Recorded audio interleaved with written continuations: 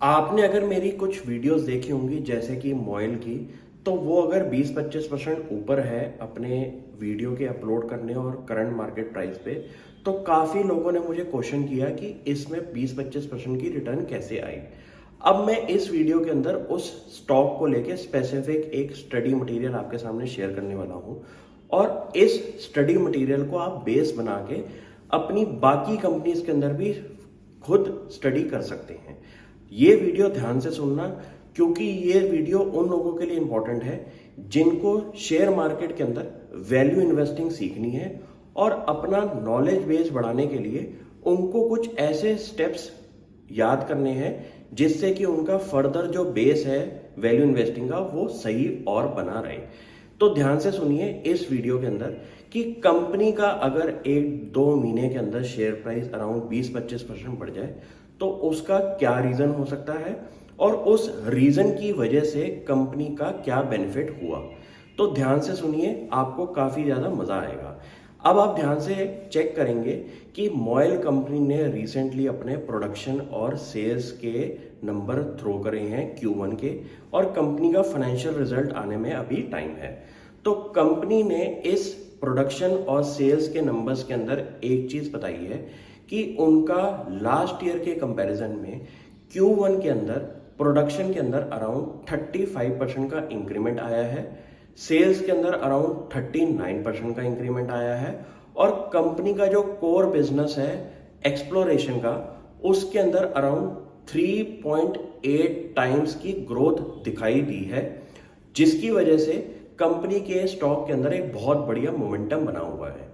मैं अपने स्टूडेंट्स को ये चीज बताता हूं कि कभी भी सिर्फ स्टॉक को उसके प्राइस से मत नोटिस करें, उसके पीछे की स्टोरी पता होना बहुत जरूरी है। ऐसा हो सकता है कि कुछ स्टॉक के अंदर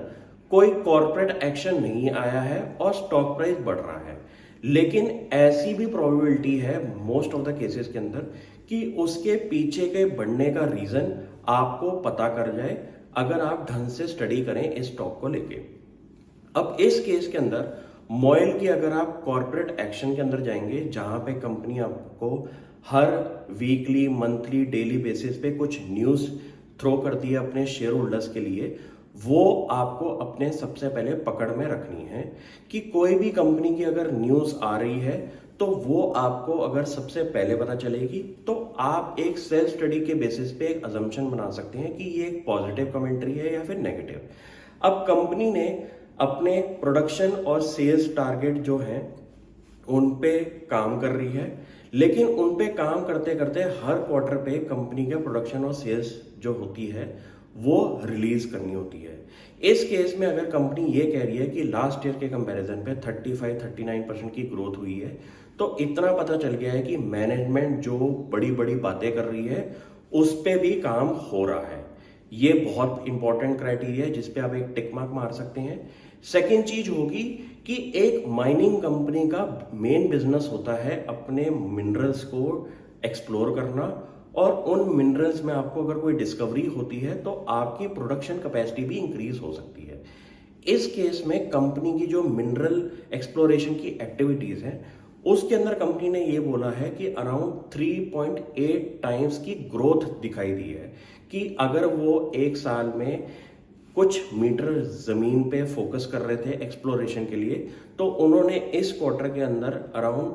3.8 टाइम्स ज्यादा मेहनत करी है एक्सप्लोरेशन के अंदर। जहां पे आपको ये हो सकता है कि एनहेंस प्रोडक्शन अगर इंक्रीज करनी है अपनी कंपनी की, तो आपको कंटिन्यूसली एक्सप्लोर भी करने होंगे अपने रिजर्व्स को। ये भी एक टिक मार्क मार सकते हैं कि कंपनी एग्रेसिवली अपनी प्रोडक्शन कैपेसिटी को इंक्रीज करने पे लगी हुई है। तीसरी चीज, कंपनी का एक बाय प्रोडक्ट है अपने मैग्नीज ओर से जो निकलता है इलेक्ट्रोलाइटिक मैग्नेटिक जो होता है डाइऑक्साइड, वो उनका यूज होता है फार्मा और बैटरीज की प्रोडक्शन के अंदर। तो कंपनी ने इसके अंदर भी अपनी प्रोडक्शन जो है वो इंक्रीज होती हुई दिखाई दी है, और ये एक ऐसा प्रोडक्ट है जो कि फिलहाल इंडिया में सिर्फ इंपोर्ट होता था,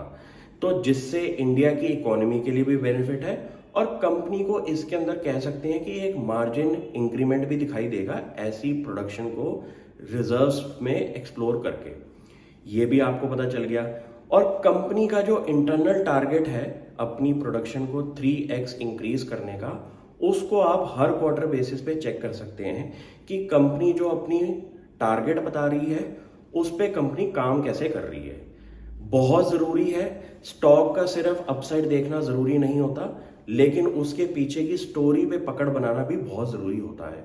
मैं हमेशा अपने ऑडियंस को ये कहता हूँ कि स्टॉक को अच्छी तरह से स्टडी करें और इतना पता होना चाहिए कि रीज़न बढ़ने का और गिरने का क्या है।